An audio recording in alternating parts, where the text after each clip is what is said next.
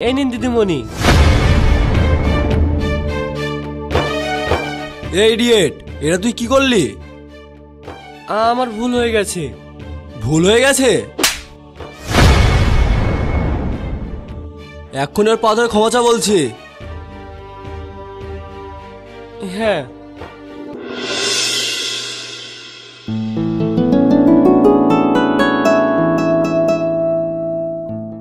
কর্তা বাবু, এই নিন আপনার চা। ও হ্যাঁ, চা এনেছিস? দে। আচ্ছা, চা একটু চিনি বেশি করে দিয়েছি তো? হ্যাঁ কর্তা বাবু। বেশ বেশ ভালো। শোন, আমি যে চায়ে 1 চামচ চিনি বেশি খাই, সেটা যেন তুই ছাড়া বাড়ির অন্য কেউ আর না জানে। আপনি নিশ্চিন্তে থাকুন কর্তা বাবু, আমি কাউকে বলবো না। কি ব্যাপার, তোমাদের দুজনের মধ্যে কি এমন কথা হচ্ছে যে কেউ জানবে না? কই বৌদিমণি, কিছু না তো। কিছু না বললেই হবে?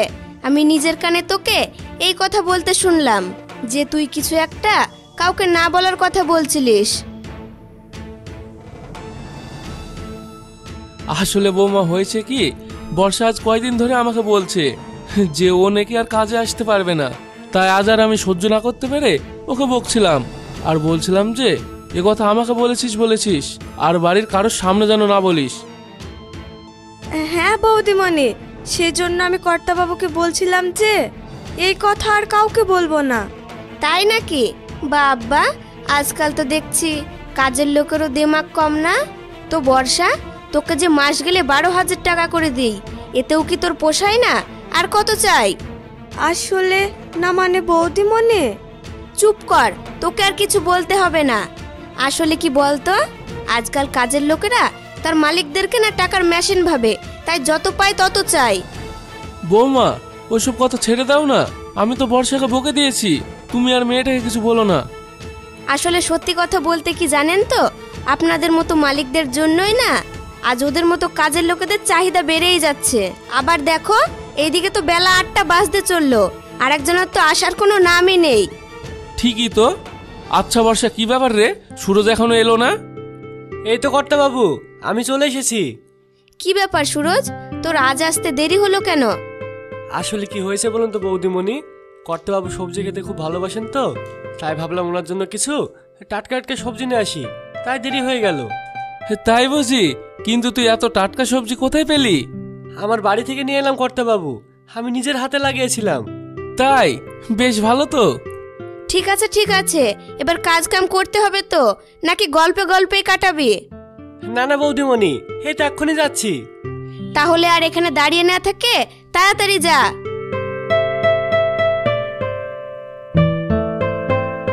এই তো তোমরা এখানেই আছো। কেন, কিছু বলবি? হ্যাঁ আব্বা, নাসরিন ফোন করেছিল, ও নাকি আজকেই বাড়ি আসছে। এ কি বলছো? বলা নেই কওয়া নেই, হঠাৎ করেই বাড়ি চলে আসবে? ও বলল যে ওর ফ্রেন্ডরা সব আজ বাড়ি ফিরছে, তাই নাসরিনও ওদের সাথেই আজ চলে আসবে। আমার মেয়ে বাড়ি ফিরছে, এটা তো আনন্দের কথা। এতে আবার বলা বলির কি আছে? শাহিন, তুই ড্রাইভারকে গাড়ি বেক করতে বল, আর এক্ষুনি তুই আর বৌমা চলে যা। কিন্তু আব্বা, এটাই তো প্রবলেম। প্রবলেম? কি প্রবলেম?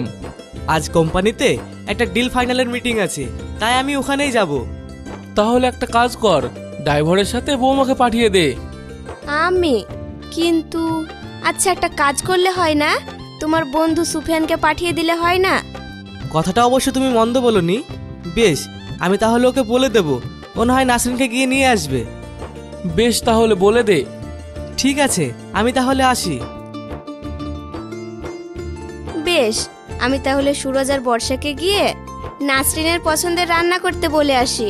হ্যাঁ বৌমা, যাও, তাই বলো।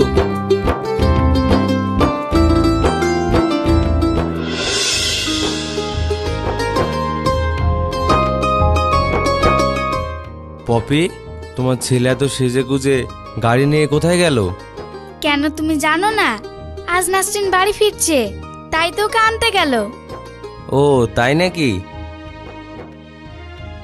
এই শোনো, আমি ভাবছি কি, এবার নাসরিন বাড়ি ফিরলে আমি আর তুমি নাসরিনদের বাড়িতে গিয়ে ওদের দুজনের বিয়ের কথাটা ফাইনাল করে আসবো।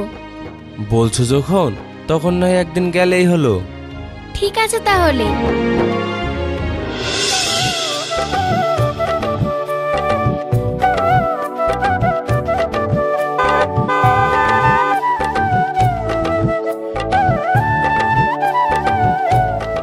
বাবু, দিদিমণি চলে এসেছে, তাড়াতাড়ি চলেন।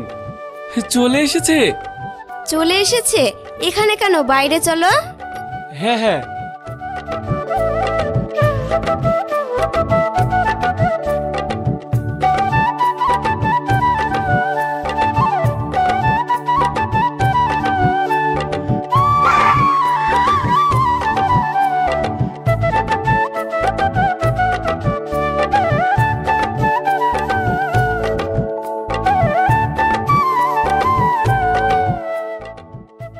এসো।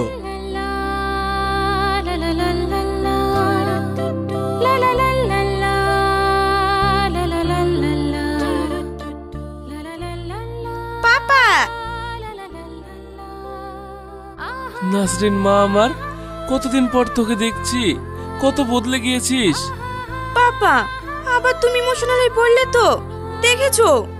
ঠিক আছে বাবা, ঠিক আছে, আমি আর ইমোশনাল হয়ে পড়বো না। এবার বল দেখি, তুই কেমন আছিস? ভালো। তোমার শরীর এখন ঠিক আছে তো? তোকে দেখার পরে আমার শরীর একেবারে চাঙ্গা হয়ে গেছে। আমার মনে হচ্ছে আমার শরীর থেকে সমস্ত রোগ পালিয়ে গেছে।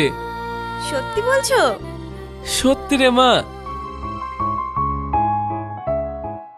কি ব্যাপার নাসরিন, তুমি তো দেখছি বাড়ি ফিরতে না ফিরতেই তুমি তোমার পাপাকে নিয়ে ব্যস্ত, আমাদের কথা তোমার মনেই নেই। কি যে বলো ভাবি, তোমার কথা আমি ভুলতে পারি? তোমাকে ভুললে আমার হয়? তুমি তো আমার সব থেকে প্রিয় টক ঝাল মিষ্টি ভাবি। তাই বুঝি? একেবারে।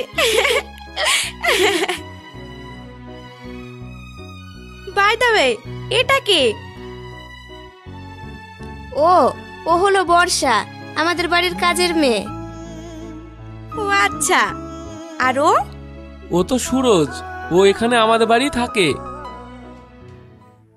একটু ভুল হয়ে গেল, ও এখানে থাকে না, ও বর্ষার মতোই এই বাড়ির একটা কাজের লোক।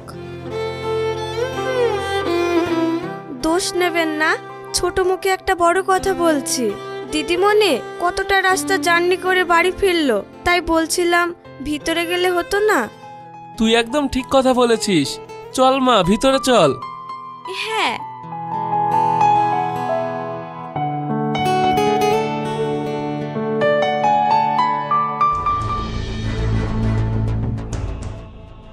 কি ব্যাপার, এখানে দাঁড়িয়ে দাঁড়িয়ে হাসছিস যে? যা গিয়ে গাড়ি থেকে দিদিমণির ব্যাগপত্রগুলো নিয়ে আয়। হ্যাঁ বাবু।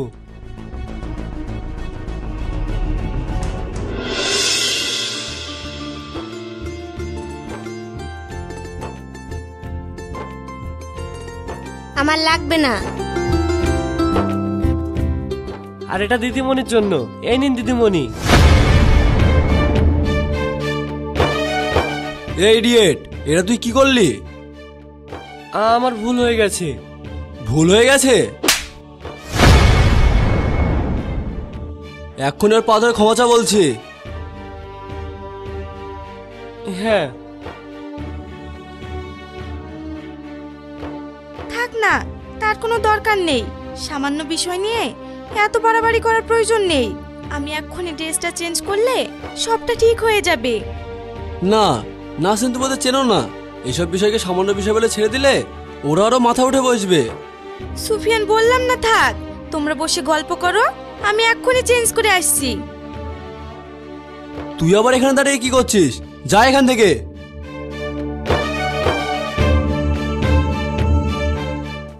ভাবি, আমি তাহলে এখন আসছি। সে কি, এক্ষুনি চলে যাবে? আসলে একটু বসো, গল্প করো, খাওয়া দাওয়া করে তারপর তো যাবে। আজ আর না, অন্য কোনো একদিন এসে খেয়ে যাব। থাকবে না যখন বলছো, তখন কি আর বলবো বলো।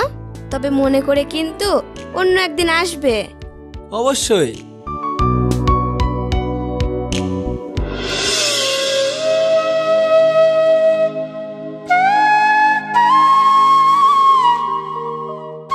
কিরে সুরজ, আজ এত তাড়াতাড়ি করে কোথায় যাচ্ছিস? কেন, কর্তাবাবুদের বাড়ি কাজে যাচ্ছি। তাহলে এত তাড়া কিসের? ছোট দিদিমণি শহর থেকে পড়াশোনা শেষ করে বাড়ি ফিরেছে, তাই এখন ওই বাড়িতে বিশাল এলাহি কাণ্ড, নানা রকমের রান্না বান্না হচ্ছে। তাই তো বৌদিমণি বারবার বলে দিয়েছে যে আমরা যেন তাড়াতাড়ি করে কাজে যাই। ও আচ্ছা, বেশ তবে যা। আর হ্যাঁ, যাওয়ার আগে আমাকে 200 টাকা দিয়ে যাস। আমার হাঁপানির ওষুধটা ফুরিয়ে গেছে তো, আনতে হবে। ও, তাহলে আমি একটা কাজ করি, কাজ থেকে বাড়ি ফেরার পথে আমি না হয় তোমার ওষুধটা কিনে নিয়ে আসবো। তাহলে তো বেশ ভালোই হয়। আমি তবে আসি। হ্যাঁ বাবা, সাবধানে যাস।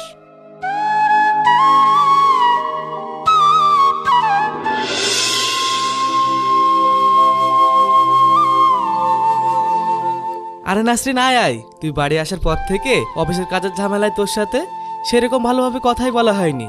আয় বস। অফিসের কাজ নিয়ে যখন তুমি এত ব্যস্ত, তার মানে তোমার কাজ নিশ্চয়ই খুব ভালোভাবে চলছে। সে চলছে, আমার কথা ছাড়, তুই তোর কথা বল। আমার কথা আর কি বলবো, এই তো পড়াশোনা শেষ করে বাড়ি ফিরলাম। এবার পরীক্ষার রেজাল্ট বার হলে বাকিটা তারপর ভাবা যাবে। কি ব্যাপার, সকাল সকাল দুই ভাই বোনের খুব আড্ডা জমেছে দেখছি। কি এত গল্প হচ্ছে? সেরকম কিছুই না, ওই নিজেদের জীবন সম্পর্কে আর কি। তা বেশ ভালো কথা। আচ্ছা আব্বু, সুরজ এখনো কাজে আসেনি? কেন রে, ওকে তোর কি দরকার? অনেকদিন গ্রাম দেখিনি, তাই ভাবছিলাম ওকে সাথে করে নিয়ে গিয়ে গ্রামটা একটু ঘুরে আসবো। ঘুরতে যখন যেতেই চাও তখন সুরজ কেন, তুমি একটা কাজ করো, সুফিয়ানকে ফোন করো, ফোন করে আসতে বলো। সুফিয়ান না হয় ওকে নিয়ে যাক। আচ্ছা তাহলে দাঁড়াও। না না ভাইয়া থাক, সুফিয়ান নয়, সুফিয়ানের সাথে গেলে ও গাড়ি নিয়ে যাবে, আর আমি গাড়িতে যেতে চাই না। আমি না হয় সুরজের সাথে পায়ে হেঁটে যাই, তবেই না গ্রামটা ভালো করে দেখতে পাবো। কিন্তু থাক না বৌমা, ও যখন সুরজের সাথে যেতে চাইছে তখন নয় সুরজের সাথে যাক। সুরজ এখানকার মাঠঘাট সব থেকে ভালো জানে, ওই ভালো করে ঘুরে নাসরিনকে গ্রামটা দেখাবে। কি বলিস মা? তুমি একদম ঠিক বলেছো। সুরজ, সুরজ, একটু এইদিকে আয়।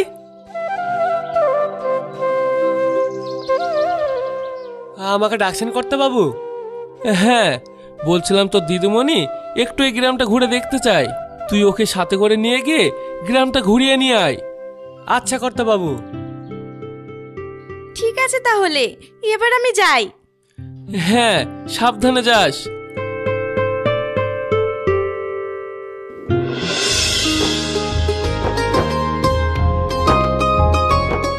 আচ্ছা সুরজ, তোমার বাড়ি এই গ্রামেই বলো? হ্যাঁ। তোমার বাড়িতে কে কে আছে? আমি আর আমার আব্বা, এছাড়া আমার আপন বলতে আমার আর কেউ নেই। ও আচ্ছা। এ কি, তুমি এখানে? আমি তোমার বাড়িতে ফোন করেছিলাম, তোমার ভাবি ফোনটা রিসিভ করে বলল যে তুমি নাকি গ্রামটা ঘুরে দেখতে এসেছো, তাই চলে এলাম। ভাবলাম যাই, তোমার সাথে দেখা হবে আর তার সাথে সাথে আমারও ঘোরা হবে। ভালো তো, এসেছেন যখন তাহলে চলুন সবাই মিলে একসাথেই ঘুরি। বলছো? বেশ, তবে চলো।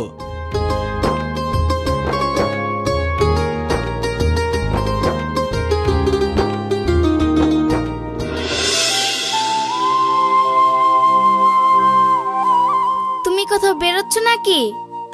হ্যাঁ, তোমাকে বলা হয়নি, আমার বন্ধু শ্যামলকে চেনো? শ্যামল? কিন্তু ওনার আবার কি হলো?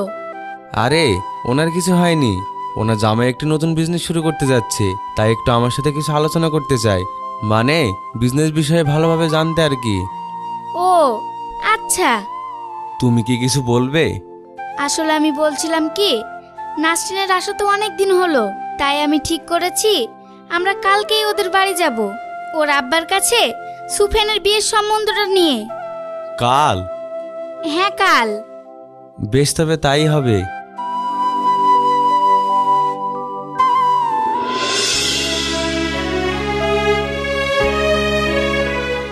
হাই নাসরিন।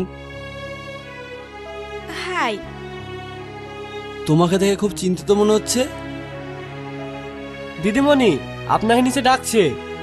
আমাকে? কিন্তু কেন? সুপেন বাবুর আব্বা মা এসেছে তো, তা আপনার সাথে কথা বলার জন্য ডেকেছেন। আন্টি আঙ্কেল এসেছে? কই, আমাকে তো বলনি। এসে দেখছি তুমি খাতা পেন নিয়ে ব্যস্ত আর খুব চিন্তিত দেখাচ্ছিল, তাই আর কি আমি কিছু বলিনি।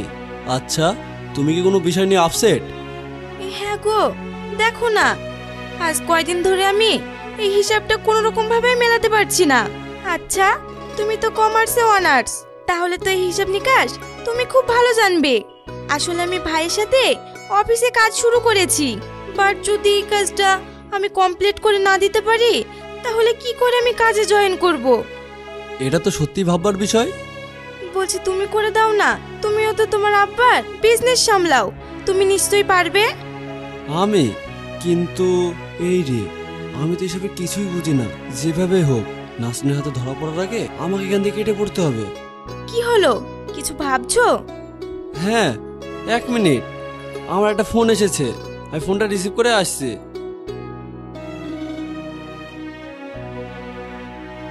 চলে গেল। বলছি দিদিমণি, আপনি যাবেন না? কি আর করব, চলো। তুমি একটা কাজ করো, আমার এই জিনিসপত্রগুলো গুছিয়ে রেখে এসো। ঠিক আছে দিদিমণি।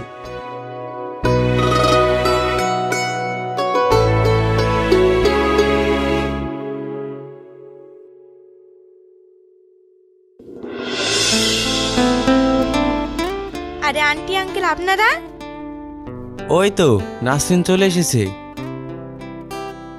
এই সময় এসো।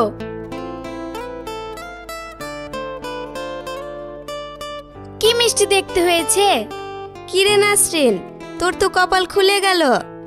কপাল খুলে গেল মানে? কপাল খুলে গেল মানে এটাই যে সুফিয়ানের আব্বা মা তোর জন্য সুফিয়ানের বিয়ের সম্বন্ধ নিয়ে এসেছে। এত বড় বিজনেসম্যানের একমাত্র ছেলের সাথে বিয়ে হলে কি তোমার ভাগ্যটা খুলে যাবে না বলো? বিয়ে? কিন্তু আমি এসবের তো কিছুই জানি না। তুই কি জানবি? আমরাই তো জানতাম না। সুপিয়ানের আব্বা মা আসার পরে তো সব জানলাম। কিন্তু এত তাড়াতাড়ি বিয়ে? আসলে আমি বলতে চাইছিলাম যে, আমি বুঝতে পেরেছি তোমার কথা। তোমার তো ভেঙে পড়ার কিছু নেই। আমরা তো সবাই প্রস্তাবটা দিয়ে গেলাম, এরপর তোমরা সবাই নিজেদের মধ্যে আলোচনা করে তোমার সুবিধা মতো না হয় সময়টা দিও, কি বলেন? অবশ্যই। বেশ, তাহলে আজ আমরা উঠি। এ কি, এখনই চলে যাবেন? দুপুরের খাওয়া দাওয়াটা এখানে করলে হতো না? আজ আর না, এরপর যেদিন আসবো সেদিন না হয় খাবো। বেশ, তবে আমরা নিজেদের মধ্যে কথা বলে তারপর না হয় আপনাদের ডেটটা জানিয়ে দেব। আচ্ছা ঠিক আছে, আসছি। হ্যাঁ।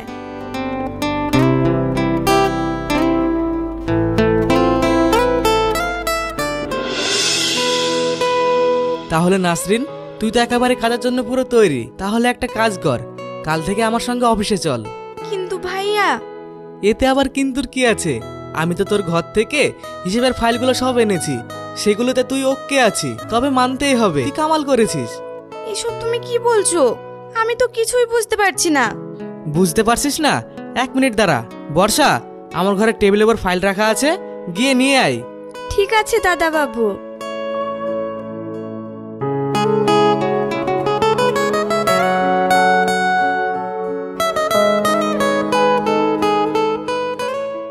দেখ, এই ফাইলগুলো তুই নিজের চোখে দেখ, দেখলেই বুঝতে পারবি। কিন্তু তুমি এই ফাইলটা কোথায় পেলে? কোথায় আবার, তোর ঘরে গিয়েছিলাম। তুই কাজটা করতে পারছিস কি দেখতে, গিয়ে দেখি তুই নেই, ফাইলগুলো খাটের ওপর রাখা। তারপর ওগুলো দেখলাম সবটা রেডি, তাই নিয়ে চলে আসলাম।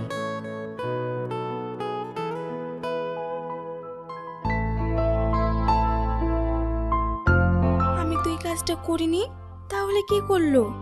ও, বুঝেছি।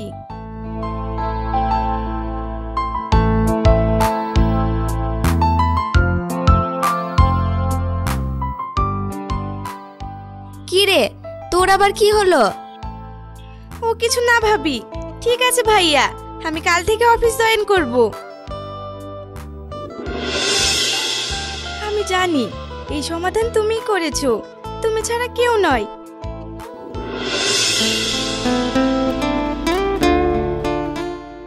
আরে দিদিমণি, কি ব্যাপার? আপনি এখানে? কোনো কিছু লাগলে আমাকে বলতেন, আমি গিয়ে দিয়ে আসতাম। আপনার আসার কি দরকার ছিল? না না, আমার কিছু লাগবে না। আসলে আমি তোর কাছে একটা কথা জানতে এসেছি, তুই কাউকে বলবি না। কি কথা বলেন? আচ্ছা, সুরজের কি হয়েছে রে? আজ কয়দিন ধরে সুরজ কাজে আসছে না কেন? সুরজের? আসতে বল, কেউ শুনে নেবে। ও, আসলে সুরজের জ্বর হয়েছে, তাই ও কিছুদিন কাজে আসতে পারবে না। জ্বর হয়েছে? আচ্ছা বর্ষা, তুই আমাকে সুরজদের বাড়ি নিয়ে যেতে পারবি? সুরজদের বাড়ি কেন নিয়ে যেতে পারবো না? আপনি কখন যাবেন বলেন? বেশ, তাহলে তুই একটা কাজ কর, আজ বিকালে তুই আর আমি যাব, ঠিক আছে? আর হ্যাঁ, কেউ জানে না জানতে পারে। এবার আমি তাহলে আসি। ঠিক আছে দিদিমণি।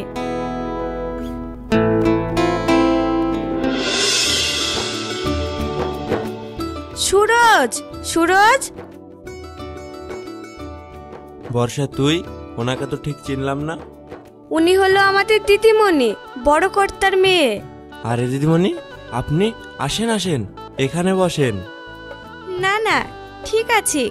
কেন দিদিমণি, আমরা গরিব বলে কি আপনি বসবেন না? না না, এটা আপনি কি বলছেন? যদি সেই রকম কিছু মনে করতাম তাহলে এখানেই বা কেন আসতাম? তা অবশ্যই ঠিক। আসলে কি হয়েছে বলো তো? আজ কয়দিন সুরজ কাজে যায়নি তো, তাই দিদিমণি সুরজের সাথে দেখা করতে এসেছে। ও, কিন্তু সুরজ তো এই মুহূর্তে বাড়িতে নেই, ও একটু বেরিয়েছে। তবে চিন্তা করবেন না, ও এক্ষুনি চলে আসবে। আপনি ততক্ষণ বসেন।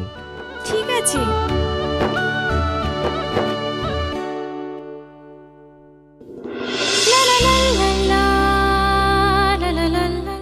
ওই তো সুরজ চলে এসেছে। বর্ষা, দিদিমণি, আপনারা আমাদের বাড়িতে?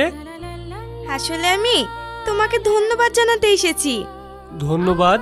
কিন্তু কেন? কেন বুঝতে পারছো না? সেদিন ওই ফাইলের সমস্যাগুলোর সমাধান তুমি করেছিলে বলে। আমি? কই না তো। আপনি সব কি বলছেন? তুমি যত অস্বীকার করো না কেন, আমার চোখে কোনোদিন ফাঁকি দিতে পারবে না। যাই হোক, আমি আজ তোমাকে ধন্যবাদ জানিয়ে গেলাম। আর শরীর যখন সুস্থ হবে তখন কাজে চলে আসবে। আমি তোমার অপেক্ষায় থাকবো।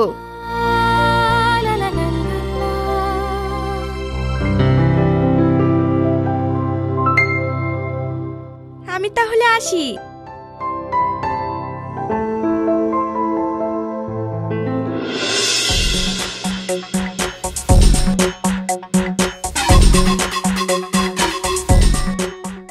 নাসরিন এখানে? আর এটা তো সুরজদের বাড়ি।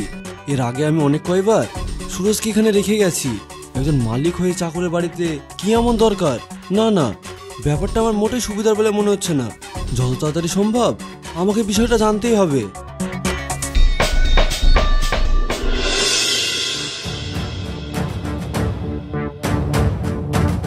ও, তোমরা দুজনে এখানে আছো দেখছি, তো বেশ ভালোই হলো। কেন, তুই কিছু বলবি? হ্যাঁ, শোনো তাহলে, তুমি আজই নাসরিনের বাড়িতে ফোন করবে আর ওর পাপাকে বলবে আগামী 1 সপ্তাহের মধ্যে যেন আমাদের বিয়েটা দিয়ে দেয়। এটা তুই কি বলছিস? মাত্র 1 সপ্তাহের মধ্যে এত কিছু কিভাবে সম্ভব? আমি ওসব কিছু জানি না, যেটা বললাম সেটা করো। ব্যাস, এটাই আমার শেষ কথা। এর আবার কি হলো? সবকিছু তো ঠিকই ছিল। জানি না বাপু, তুমি একটা কাজ করো, সত্যি সত্যি নাসরিনদের বাড়ি ফোন করে বিয়ের কথাটা পাকা করে নাও। আচ্ছা বেশ, তবে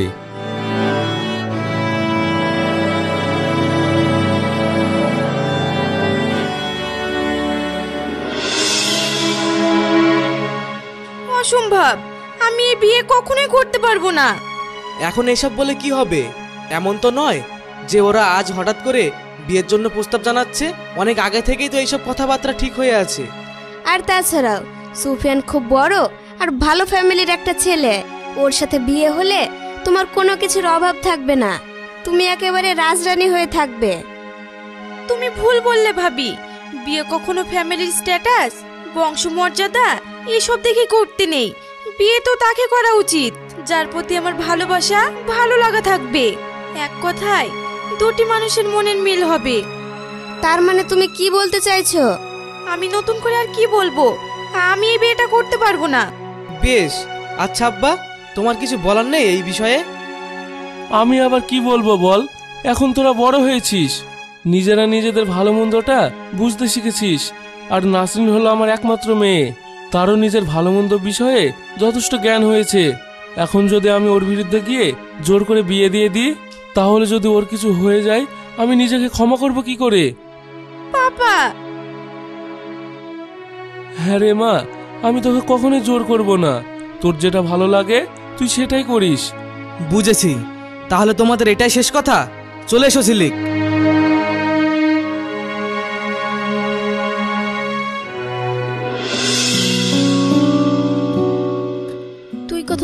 করছিস?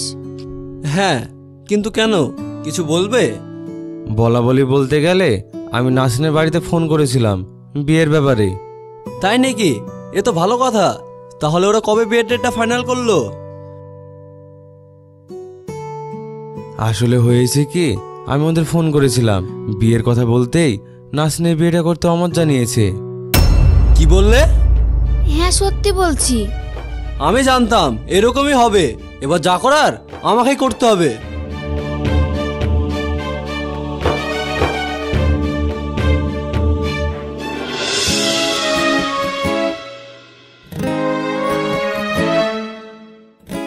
এত দেরি হয়ে গেল, এখনো আসলো না। কোথায় গেল মেয়েটা? আমার তো এবার সত্যি সত্যি খুব টেনশন হচ্ছে। তাই বলছো? আমারও ফোনটাও সুইচ অফ বলছে, কি যে করি। আমি বলি কি, এইভাবে হাত পা গুটিয়ে না থেকে চলো না বাইরে বেরিয়ে এদিক ওদিকে একটু খুঁজে দেখি, আর তা না হলে পুলিশের কাছে গিয়ে একটা কমপ্লেন করে আসি। আপনি একদম ঠিক বলেছেন। শাইন চলো, আমাদের আর এইভাবে হাত পা গুটিয়ে বসে থাকলে হবে না, আমরা তাই করি। হ্যাঁ। আজ বাজার করতে গিয়ে অনেক লেট হয়ে গেল। জানি না বাড়ি গেলে কপালে যে কি কষ্ট আছে। তুই ঠিক বলেছিস, তাড়াতাড়ি চল।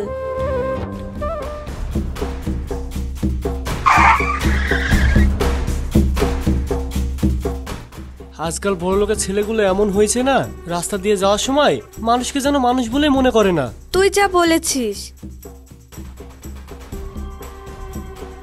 কি রে, তুই হঠাৎ করে দাঁড়িয়ে পড়লি যে? চল।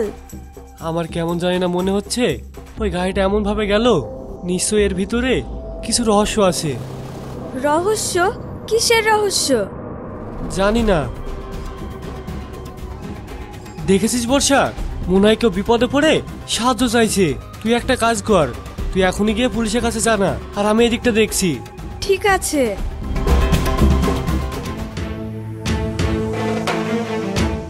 সুফিয়ান, আমার হাতে ছেড়ে দাও বলছি, ভালো হচ্ছে না কিন্তু। ছাড়বো মানে? তোমার খুব বার বেড়েছে। আজ আমি তোমার সব বার থামিয়ে দেবো। এসব তুমি কি বলছো? দয়া করে বলছি, আমার হাতে ছেড়ে দাও। না, ছাড়বো না। তোমার জন্য আমি অনেক অপেক্ষা করেছি। আজ আমার সেই অপেক্ষার শেষ দিন। দিদিমণি! তুই এখানে? সুরজ, তুমি এসেছো? হ্যাঁ দিদিমণি, আমি এসেছি। দাঁড়িয়ে দাঁড়িয়ে দেখছিস কি? মারে ছোট লোকটাকে। মারবে? কিন্তু কেন? ও কি দোষ করলো? ওর সব থেকে বড় দোষ হলো এটাই যে তুমি সব সময় সব জায়গায় শুধুমাত্র ওই কাজের লোকটার জন্য আমাকে ছোট করো। আমি কি কিছু বুঝি না? বোঝো? তুমি কি বোঝো? এটাই যে তুমি মুখে যত যাই বলো না কেন, ওই ভিখারিটার প্রতি তোমার নিশ্চয়ই কোনো দুর্বলতা আছে। দুর্বলতা? এসব আপনি কি বলছেন? আমি হলাম ওনাদের বাড়ির সামান্য কাজের লোক, আমার প্রতি ওনার কি দুর্বলতা থাকতে পারে? কেন এমন ভান করছিস যেন কিছু জানিস না? দেখো সুফিয়ান, তুমি যেটা করছো সেটা কিন্তু ভালো করছো না। দিদিমণি একদম ঠিক বলেছে, এর ফল কিন্তু ভালো হবে না। তবে রে, মার ছোট লোককে।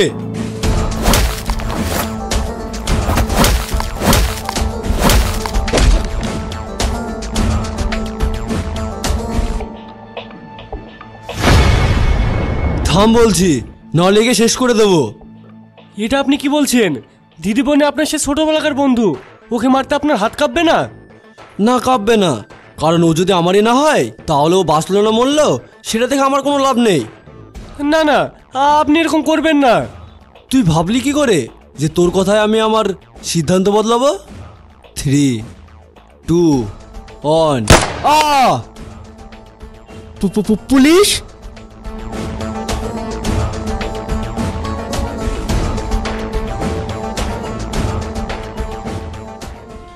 নাসরিন, তুই ঠিক আছিস তো মা? হ্যাঁ বাবা, সুরজ যদি ঠিক সময় মতো না আসতো তাহলে যে কি হতো। ছি সুফিয়ান, আমার ভাবতেও ঘেন্না করছে যে তুই কিনা আমার সব থেকে ভালো বন্ধু হয়ে আজ আমার বোনের সাথে এটা করলি। ছি। আব্বা, মা, চুপ! আর একবারও তুই আমাকে তোর এই পাপী মুখ দিয়ে আমাদের ডাকবি না। আমার তো ভাবতেও লজ্জা করছে যে তুই আমাদের সন্তান, আর শুধুমাত্র তোর জন্য আমাদের মান সম্মান সবকিছু চলে গেল। ইন্সপেক্টর, ওকে আমার সামনে থেকে নিয়ে যান। আব্বা,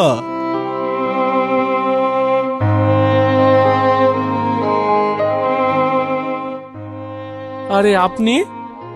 আসলে আমার ছেলে আপনার মেয়ের সাথে যেটা করেছে সেই জন্য আমরা খুবই লজ্জিত। পারলে আমাদের ক্ষমা করুন।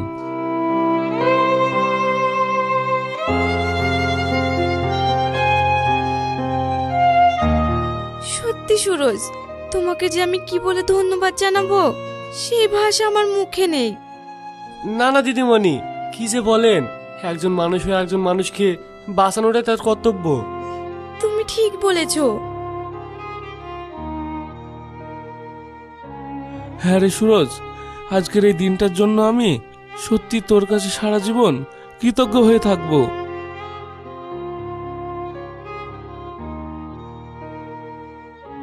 কি হলো বৌদিমণি, আপনি কিছু বলবেন? আসলে কিভাবে যে বলবো সেটা বুঝতে পারছি না।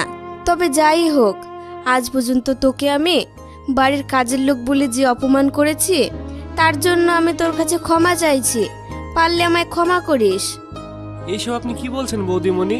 আপনি আমাকে যাই বলেন না কেন, আপনার উপর আমার কোনো রাগ নেই। আর তাছাড়াও আপনারা তো আমাদের জন্য কম কিছু করেননি বলেন।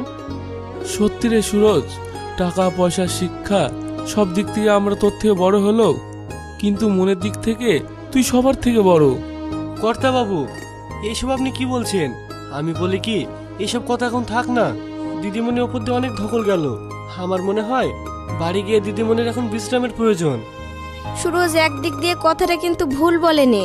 আমরা বরং সবার আগে বাড়ি যাই, তারপর না হয় বাকি কথা হবে। বেশ, তবে তাই হোক। চলো তাহলে আমরা এবার বাড়ির দিকে রওনা দিই। হ্যাঁ,